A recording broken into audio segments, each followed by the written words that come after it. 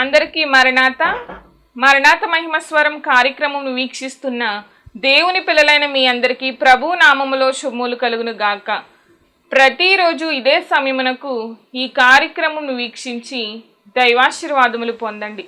ఇప్పుడు pastor Samuel Sundar Reddy గారు దేవుని వాక్య వర్తమానం అందిస్తారు. శ్రద్ధగా ఆలకించండి. దేవునికి స్తోత్రం. అందరికీ మరణాత. దేవుని మహాకృపను బట్టి బ్లెస్సింగ్ ఛానల్లో వాక్య సందేశాలు ప్రారంభించి నేటికి సంవత్సర కాలం గడిచింది. మరి ఈ సంవత్సరం అంతా కూడా దేవుడు తన మహాకృపను బట్టి తన ఆత్మశక్తితో ఈ కార్యక్రమాన్ని జరిగించుకుంటూ ముందుకు వెళుతూ ఉన్నారు. చాలా సంతోషము.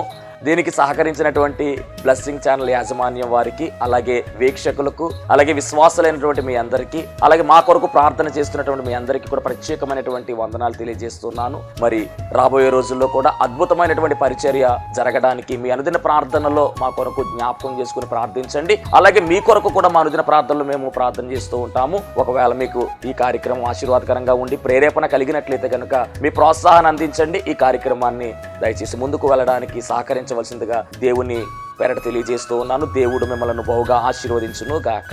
ఆమేన్. దేవునికి స్తోత్రం. అందరికీ మరణాత. దేవుడు మనకు అనుగ్రహించిన ప్రాముఖ్యమైన సమయంలో దేవుని వాక్యాన్ని ధ్యానించుకుందాము. ముందుగా పరిశుద్ధ గ్రంథంలోని వాక్య భాగాన్ని చదువుకుందాము. అపోస్తలుడైన పౌలు కొరింథీయులకు రాసినటువంటి 2వ పత్రిక 4వ అధ్యాయము 16వ వచనము 17వ వచనాన్ని చదువుకుందాము. కావున మేము అధైర్యపడము. మా బాహ్య పురుషుడు కృషించినను ఆంతర్య పురుషుడు దినదినము నూతన పరచబడుచున్నాడు. మేము దృశ్యమైన వాటిని చూడక అదృశ్యమైన వాటిని నిదానించి చూచుచున్నాము గనుక మహాపరిశుద్ధుడా, మహిమగల దేవాని ఘనమైన నామానికి వందనాలు, స్తోత్రాలు, స్తుతులు చెల్లించుకొనుచున్నాము. శ్రేష్టమైనటువంటి సమయమును ప్రభువా మాకు దానముగా ఇచ్చిన తండ్రి మీకు వందనాలు. ఈ శ్రేష్టమైనటువంటి సమయంలో ప్రభువా నీ శ్రేష్టమైనటువంటి మాటలు మాకు వినిపించమని దేవా, ఇదిగో నీ బిడ్డలు ప్రభువా నీ మాటలు వినాలని తండ్రి నాయన వేచి ఉన్నారు, నిలిచి ఉన్నారు. దేవా నీకు వందనాలు. ఏ మాటలు అవసరమై ఉన్నవో ఆ మాటలను తండ్రి మీరే మాతో మాట్లాడమని ఈ మాట ద్వారా ప్రభువా సమస్త సృష్టి కలిగింది ఈ మాట ద్వారా ప్రభువా మా జీవితాల్లో ఉన్నటువంటి ఇబ్బందులు, ఇరుకులు తొలగిపోతాయి. దేవా శక్తివంతమని నీ మాటను ప్రభువా మాకు వినిపించమని మీరే మాతో మాట్లాడి మహిమ పొందుకోమని యేసు నామములో అడుగుచున్నాం పరమ తండ్రి. ఆమేన్. దేవనామమున మీ ఎల్లరికూ శుభములు కలుగును గాక. ఆమేన్. అందరూ బాగున్నారా? దేవుని యొక్క మహాకృపను బట్టి దేవుడు మరి యొక్క పర్యాయము ఆయన వాక్యాన్ని అందించగల శక్తిని, బలమును, సమయమును దానముగా ఇచ్చారు కనుక దేవునికే సమస్త మహిమ కలుగును గాక. ఆమేన్. మరి ప్రతిరోజు కూడా మరి ఈ కార్యక్రమాన్ని వీక్షిస్తున్నటువంటి మీ అందరినీ కూడా దేవుడు మెండుగా నిండుగా ఆశీర్వదించునుగాక. ఆమేన్. ఈరోజు ఒక అద్భుతమైనటువంటి వాక్యాన్ని దేవుని యొక్క ప్రేరణతో మీకు అందించాలని ఆశపడుతూ ఉన్నాను. ఈరోజు మన అంశము ఏమిటి అంటే కనుక విశ్వాస నేత్రములు. అసలు విశ్వాస నేత్రములు అంటే ఏమిటి అనేటటువంటి విషయాన్ని ఈరోజు మనము నేర్చుకోవడానికి ముందుకు కొనసాగుదాం. దేవునికి స్తోత్రం. ఇక్కడ చదవబడినటువంటి వాక్య భాగంలో మేము దృశ్యమైన వాటిని చూడక అదృశ్యమైన వాటిని నిదానించి చూచుచున్నాము కనుక అని రాయబడింది. క్షణమాత్రముండు మా చొలకని శ్రమ మా కొరకు అంతకంతకు ఎక్కువగా నిత్యమైన మహిమ భారమును కలుగజేయుచున్నది. ఏలయనగా దృశ్యమైనవి అనిత్యములు, అదృశ్యమైనవి నిత్యములు. అద్భుతమైనటువంటి మాట. దృశ్యమైనవి అనగా కంటికి కనిపించేవి ఎలా ఉన్నాయంటే అనిత్యములుగా ఉన్నాయి, అశాశ్వతముగా ఉన్నాయి. అదృశ్యమైనవి అంటే కంటికి కనిపించనివి ఏవైతే ఉన్నవో అవి నిత్యమై ఉన్నవి, శాశ్వతమై ఉన్నవి. అంటే కంటికి కనిపించని వాటిని చూసేటటువంటి నేత్రాలే విశ్వాస నేత్రములు. ఈరోజు విశ్వాసులకు ఉండవలసినటువంటి నేత్రములే విశ్వాస నేత్రములు. ఈరోజు దేవుని వాక్యము ద్వారా మనము తెలుసుకోవాల్సిన మాట ఏమిటి అంటే మన విశ్వాస నేత్రములు పనిచేస్తున్నాయా లేవా, విశ్వాస నేత్రములు వెలిగించబడినవా లేవా, విశ్వాస నేత్రములు మనము కలిగి ఉన్నామా లేదా, విశ్వాస నేత్రములు కలిగిన వారమై ప్రభు యొక్క కృపలో మనం ముందుకు వెళుతున్నామా లేదా, భక్తిలో ముందుకు సాగుతున్నామా లేదా, ఇది ఈరోజు మనము నేర్చుకోవాల్సినటువంటి పాఠము, గ్రహించుకోవాల్సినటువంటి పాఠము. దేవునికి మహిమ కలుగునుగాక. విశ్వాస నేత్రాలు చాలా అద్భుతమైనటువంటి విషయము ఈరోజు మనం నేర్చుకుంటూ ఉన్నాం. విశ్వాస నేత్రములు వీక్షించుచున్నవి నిన్ను, విశ్వాస నేత్రములు వీక్షించుచున్నవి నిన్ను, ఉన్నది ఉన్నట్లు చూచి సన్నుతించునట్లు, ఉన్నది ఉన్నట్లు చూచి సన్నుతించునట్లు, నీ సన్నిధి నిలుపు నాలో, నీ సన్నిధి నిలుపు, నీ ఆజ్ఞలన్నీయు అనుసరించు ఆత్మను నాకిమ్మయ్యా, నీ ఆత్మను నాకిమ్మయ్యా, నీ సన్నిధి నిలుపు నాలో, నీ సన్నిధి నిలుపు. దేవునికి స్తోత్రం. విశ్వాస నేత్రములు వీక్షించుచున్నవి నిన్ను అనేటటువంటి మాట ఇక్కడ కనబడుతూ ఉంది. ఆయన సన్నిధి అనే అనుభవములో మన విశ్వాస నేత్రములు వెలిగించబడతాయని దైవజనులు రాసినటువంటి పాట చాలా జాగ్రత్తగా మనం గమనించాలి. సన్నిధి అనుభవాన్ని మనం కలిగి ఉండాలి. సన్నిధి పరులుగా మనం ఉండాలి. సన్నిధి చేసేటటువంటి లక్షణం మనలో ఉంటే ఖచ్చితముగా మన యొక్క విశ్వాస నేత్రములు వెలిగించబడతాయి.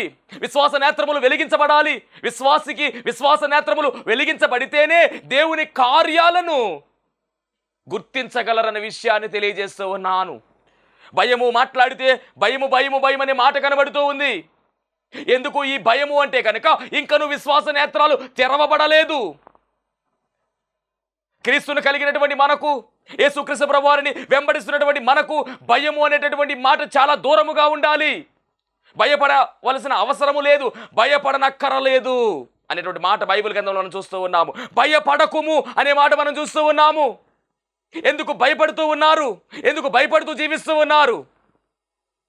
దైవాత్మే ధైర్యం ఇచ్చును అని లేఖనము సెలవిస్తూ ఉంది. విశ్వాస నేత్రాలు వెలిగించబడినట్లయితే ఇక మనలో ధైర్యము, మనలో అధైర్యము ఉండదు, భయము ఉండదు. ధైర్యము కలిగి మనం ముందుకు వెళతాము. ఈరోజు ఇంకను నువ్వు భయపడుతూ ఉన్నావంటే, ఇంకను నీలో భయము ఉన్నది అంటే కనుక ఖచ్చితముగా విశ్వాస నేత్రాలు ఇంకను సరిగా వెలిగించబడలేదు. దేవునికి స్తోత్రం. హల్లెలూయా. భయపడవలసినటువంటి అవసరమే లేదు. బైబిల్ గ్రంథములో గమనించినట్లయితే కనుక దాదాపుగా 365 పర్యాయములు, అంతకని ఎక్కువ సార్లే రాయబడింది భయపడకుమనే మాట. నిరంతరము కూడా దేవుడు నీకు ఇస్తున్నటువంటి మాట, నిరంతరము దేవుడు చెప్తున్న మాట, భయపడద్దు, భయపడద్దు, దిగులు పడవద్దు, నేను తోడుగా ఉన్నాను. ఆయన తోడుగా ఉంటే ఇక భయం అనేది మన జీవితంలో ఉండడానికి వీలు లేదు. ఎందుకంటే మనము నమ్ముకున్నది సర్వసృష్టికర్త అయినటువంటి దేవుణ్ణి.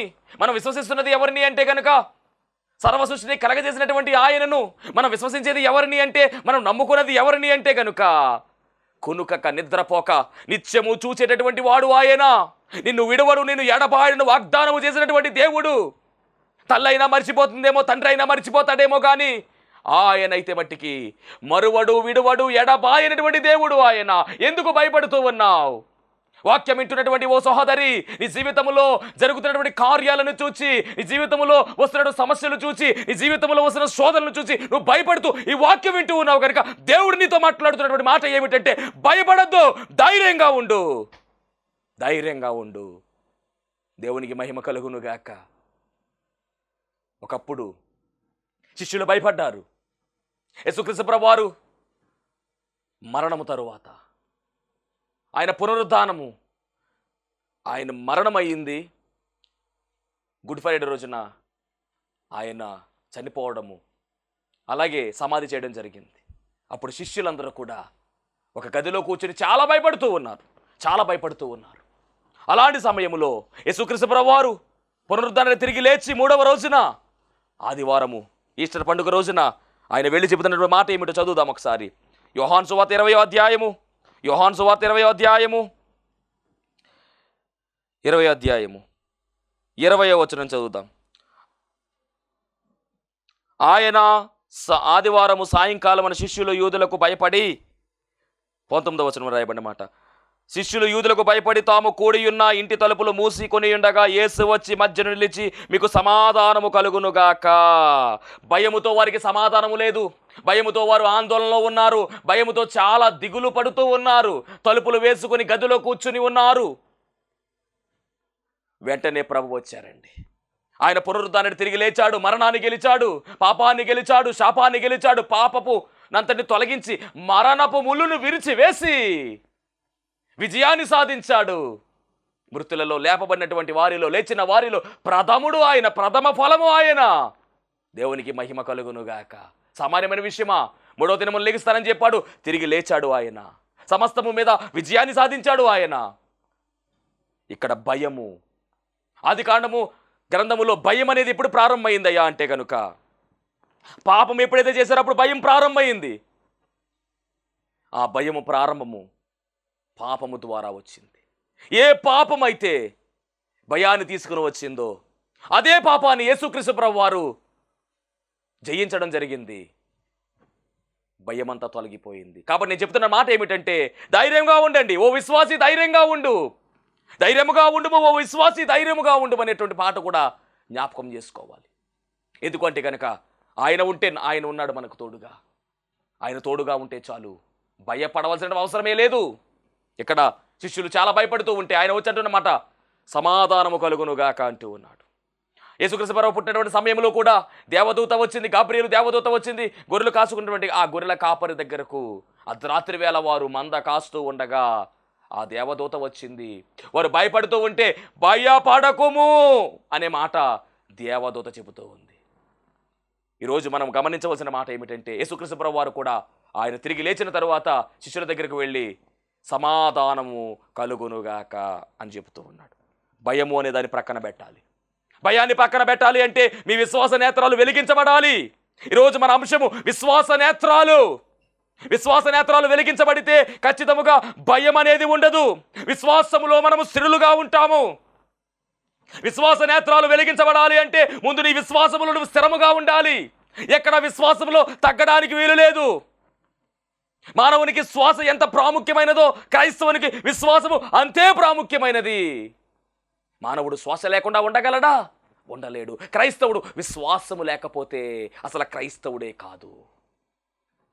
బైబిల్ గ్రంథంలో అద్భుతాలు జరిగాయి. ఎందుకు జరిగాయి అంటే వారు విశ్వసించారు కాబట్టి జరిగాయి.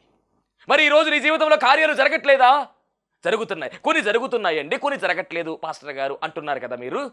ఎందుకు కొన్ని జరుగుతున్నాయి, ఎందుకు కొన్ని జరగట్లేదంటే లోపము దేవుడిది కాదు, మనలో ఉన్నటువంటి అవిశ్వాసము. విశ్వాసము కలిగి ఉండాలి తప్ప అవిశ్వాసం అనేది మన దరిదాపులకు రాకూడదండి. యేసుక్రీస్తు ప్రభువారిని కలిగినటువంటి మనము విశ్వాసముతో ముందుకు వెళ్ళిపోవాలి. విశ్వాస వీరుల జాబితా రాయబడింది బైబిల్ గ్రంథములో. ఏప్రిల్ రాసినటువంటి పత్రిక 11వ అధ్యాయం మనం పరిశీలన చేస్తే విశ్వాస వీరులు ఉన్నారు అందులో.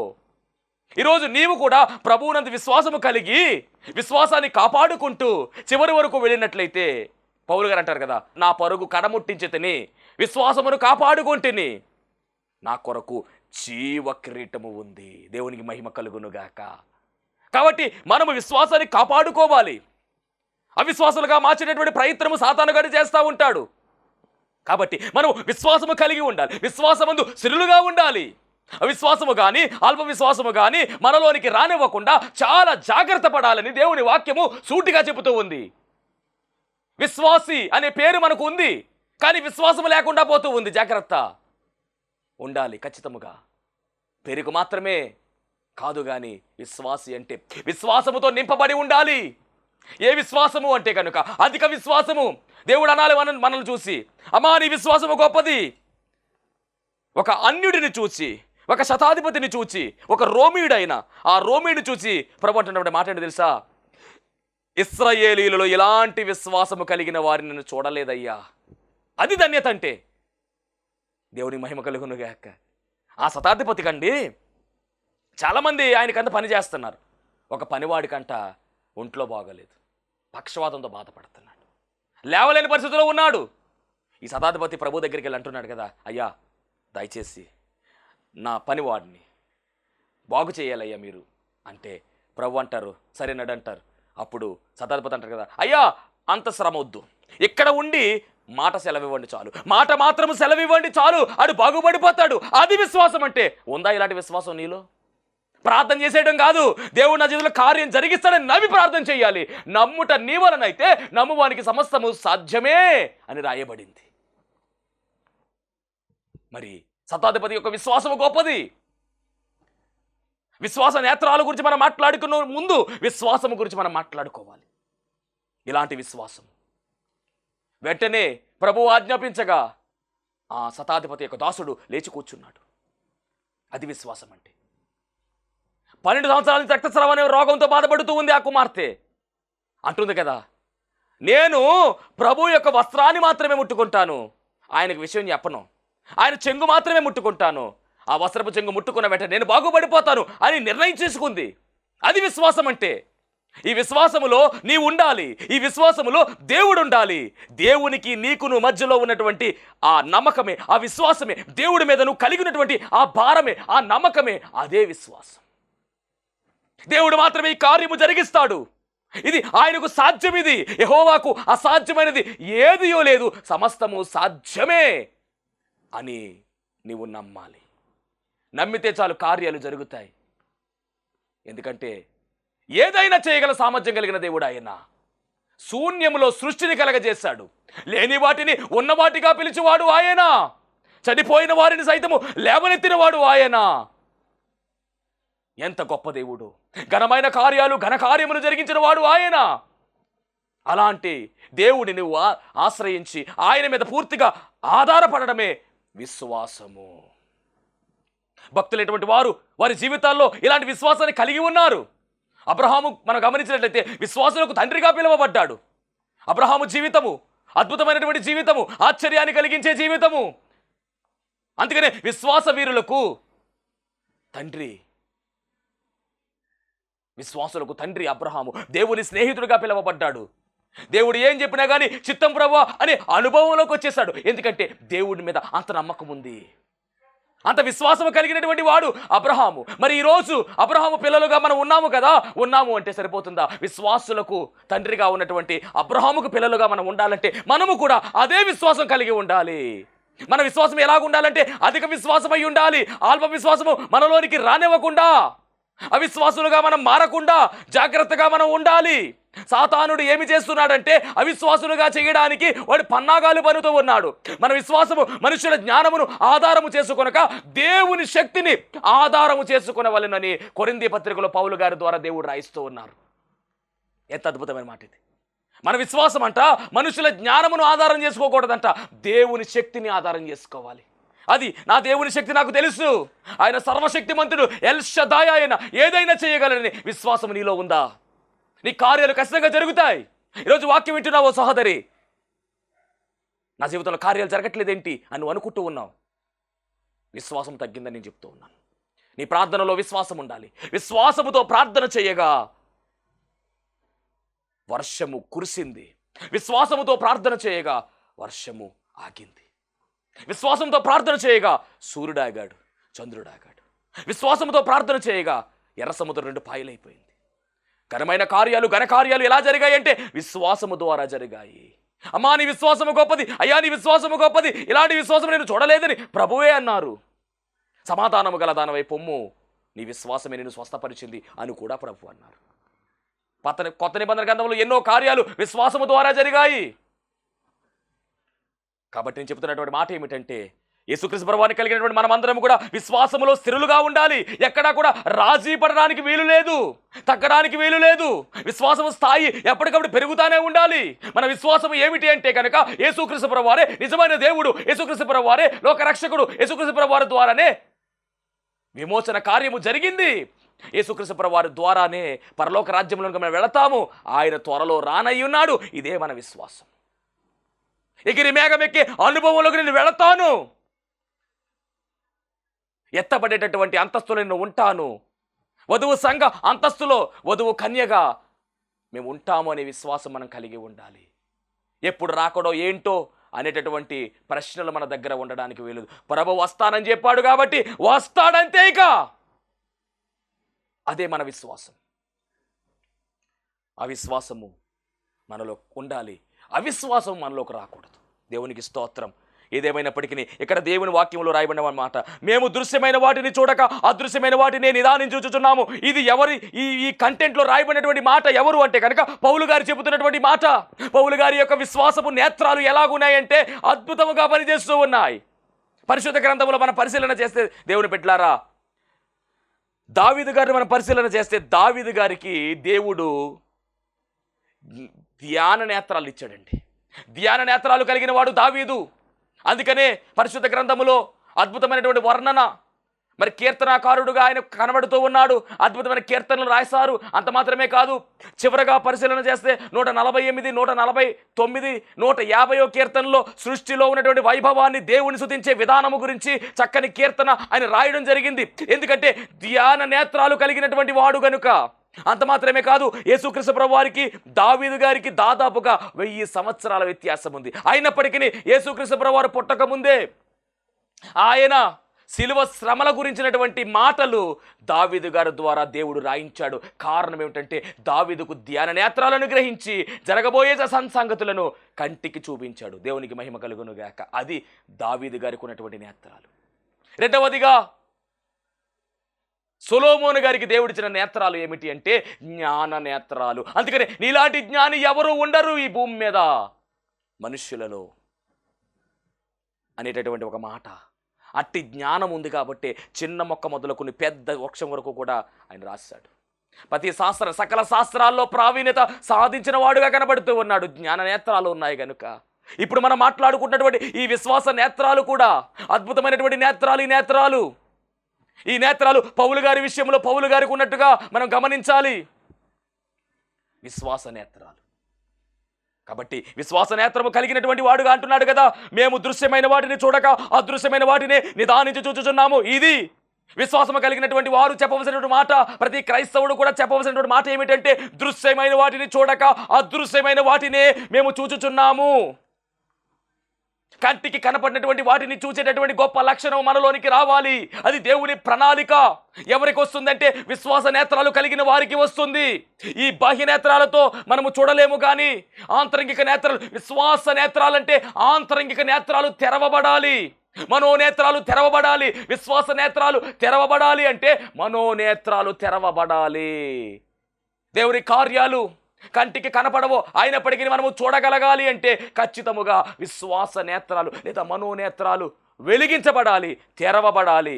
ఇక్కడ పౌలు గారి విషయంలో అది జరుగుతూ ఉంది. అసలు విశ్వాసము అనేటటువంటి దానికి డెఫినేషన్ ఏంటో ఒకసారి పౌలు గారు రాసినటువంటి ఎబ్రీయులకు పత్రిక 11వ అధ్యాయము 1వ వచనం చదువుతాం. విశ్వాసమనున్నది నిరీక్షింపబడు వాటి యొక్క నిజస్వరూపమును, అదృశ్యమైనవి ఉన్నవనుటకు రుజువునై ఉన్నది. అదృశ్యములైనవి ఉన్నవనుటకు రుజువునై, అంటే విశ్వాసము అంటే నిరీక్షింపబడు వాటి యొక్క నిజస్వరూపము, అదృశ్యమైనవి ఉన్నవి అనుటకు రుజువునై ఉన్నది. అది విశ్వాసం అంటే విశ్వాస నేత్రాలు కలిగినటువంటి వారు దృశ్యమైనటువంటి వాటిని మాత్రమే కాదు కానీ అదృశ్యమైనటువంటి వాటిని నిదానించి చూడగలరంట. ఇది ఈరోజు మనము నేర్చుకోవాల్సినటువంటి పాఠము. ముందు విశ్వాసము కలిగి ఉండాలి. విశ్వాసములు స్థిరులుగా మనం ఉన్నట్లయితే ఇవన్నీ సాధ్యమవుతాయి. యోహాను సువార్తలో కూడా మనం చదివినట్లయితే కనుక యోహాను సువార్త 20వ అధ్యాయములో రాయబడినటువంటి మాట. యోహాను సువార్త 20వ అధ్యాయము 29వ వచనం చదువుకుందాం. దేవుని బిడ్డలారా, నీవు నన్ను చూచి నమ్మితివి, చూడక నమ్మిన వారు ధన్యులని అతనితో చెప్పాను. ఇప్పుడు మనము యేసుక్రీస్తు ప్రభువారిని చూడకుండా నమ్ముతూ ఉన్నాము. ఇది విశ్వాస నేత్రాలు తెరవబడతామంటే. అలాగే ఎబ్రీయులకు రాసినటువంటి పత్రికలో 11వ అధ్యాయము 7వ వచనములో నోవాహు గురించినటువంటి చరిత్ర రాయబడింది. అక్కడ కూడా మనం చూద్దాం. ఎందుకంటే ఇది ఈ 11వ అధ్యాయము విశ్వాస వీరుల జాబితా. దీంట్లో మరి భక్తులైనటువంటి వారు విశ్వాస వీరులందరి పేర్లు కూడా రాయబడ్డాయి. 11:7లో మనం పరిశీలన చేస్తే, విశ్వాసమును బట్టి నోవాహు అది వరకు చూడని సంగతులను గూర్చి దేవుని చేత హెచ్చరింపబడి భయభక్తులు గలవాడై తన ఇంటి వారి రక్షణ కొరకు ఒక ఓడను సిద్ధము చేసెను. అప్పటి వరకు జరగనటువంటి సంగతులు దేవుడు చెబుతూ ఉంటే వాటిని ఎరిగిన వాడుగా కనబడుతున్నాడు. ఎంత గొప్ప ధన్యత చూడండి. అంటే అప్పటి వరకు జలప్రలయం రాలేదు, వర్షము కురవలేదు, కానీ దేవుడు అంటున్నాడు కదా, కుంభపోత వర్షము కురవబోతూ ఉంది, ఆకాశ వాకిళ్ళు విప్పుతాను, సముద్ర జలాలను విప్పుతాను. కాబట్టి జలమయమైపోతుందంటే అసలు ఒక రకంగా చెప్పాలంటే అవేవి కూడా నోవాహుకు తెలియదు. కానీ నోవాహుకు దేవుడు చూపించాడు. చూడగలిగాడు నోవాహు. అంటే ఎలా చూచాడు అంటే విశ్వాస నేత్రాలు తెరవబడ్డాయి. దేవునికి మహిమ కలుగునగా. ఎందుకు తెరవబడ్డాయి అంటే ఆ కాలంలో నోవాహు నీతిమంతుడిగా పిలువబడ్డాడు. అబ్రహాము అతన్ని నమ్మినది అతనికి నీతిగా ఎంచబడిన అనేటువంటి మాట ప్రకారమే ఇక్కడ కూడా మరి నోవాహు కూడా దేవుని నమ్మినట్టుగా మనం చూస్తున్నాం. దేవునికి స్తోత్రం. వెంటనే తన ఇంటి వారి కొరకు రక్షణ వాడ నిర్మించుకున్నాడు. అందుకనే తాను మాత్రమే కాదు కానీ తన ఇంటి వారందరూ కూడా ఆ రక్షణ వాడలోనికి చేర్చబడినట్టుగా దేవుని వాక్యము మనం చూస్తూ ఉన్నాం. ఎంత గొప్ప ధన్యత ఇది, ఎంత గొప్ప భాగ్యం ఇది. విశ్వాస నేత్రాలు కలిగి ఉన్నవి కనుకనే ఈ కార్యము జరిగినట్టుగా మనము చూస్తూ ఉన్నాము. విశ్వాస నేత్రాలు తెరవబడితే మనలో భయం ఉండదు, దిగులుండదు, ధైర్యము మనం కలిగి ఉంటాం. దైవాత్మే ధైర్యం ఇచ్చును అనే మాట మన జీవితంలో జరుగుతుంది. ఎప్పుడు అంటే మన విశ్వాస నేత్రాలు తెరవబడాలి. మహాపరిశుద్ధుడా, మహిమగల దేవ, ప్రేమ స్వరూపి, దయగల యేసుక్రీస్తు ప్రభువా, నీ ఘనమైన నామానికి వందనాలు. విశ్వాసము కలిగి ఉండాలి, విశ్వాసమందు స్థిరులుగా ఉండాలి, విశ్వాస నేత్రాలు వెలిగించబడాలి అని ప్రభువా ఈరోజు మీరు మాతో మాట్లాడి ఉన్నారు.